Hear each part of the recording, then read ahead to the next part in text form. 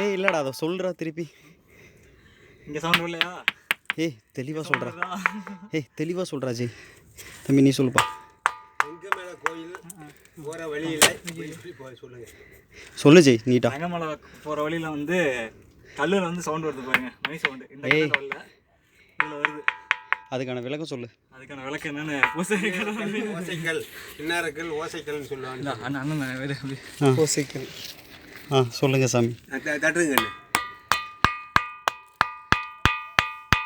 நீ கட்டுற தள்ளு முன்னுங்குது. அதிசயம் தான்டா.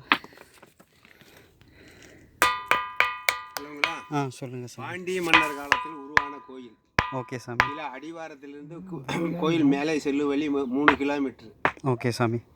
அந்த காலத்தில் கம்பத்திலிருந்து மேல்புறம் சந்தைப்பேட்டை, வெள்ளைக்காரன் காலத்தில் சந்தைப்பேட்டை குடியிருக்கு. பொருள் வாங்குறவளும் அங்கே தான், பொருள் விற்கிறவளும் அங்கே தான்.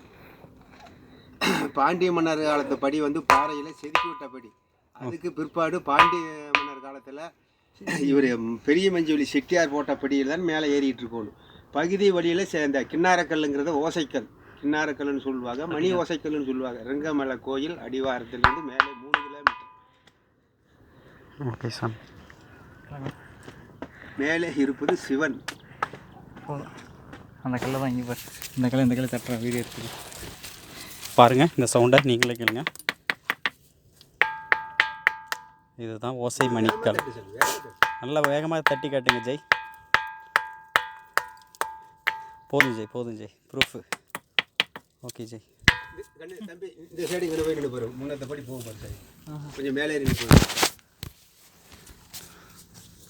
அந்த படியை எடுங்க. அந்த கல்லை இங்கே வச்சுட்டீங்கன்னா வர்ற மக்களை அடிச்சுக்கோ. கல்லை இங்கே படி எடுத்து படி இன்னும் கொஞ்சம் அங்கே தள்ளி பாருங்க. மேலே போகுது. இதெல்லாம் போகணுமா? பழைய படிக்கல் இங்கே தான் இருக்குது, பார்த்துக்குங்க. இதுதான் வெட்டப்பட்ட படிக்கல் பாருங்கள். பழைய படிக்கல் செட்டியாரால் கட்டப்பட்டது. அந்த படிக்கல் தான் இது பாண்டிய மன்னனால் கட்டப்பட்டது. மாற்றி சொல்லிட்டேன், மன்னிச்சுக்கோங்க.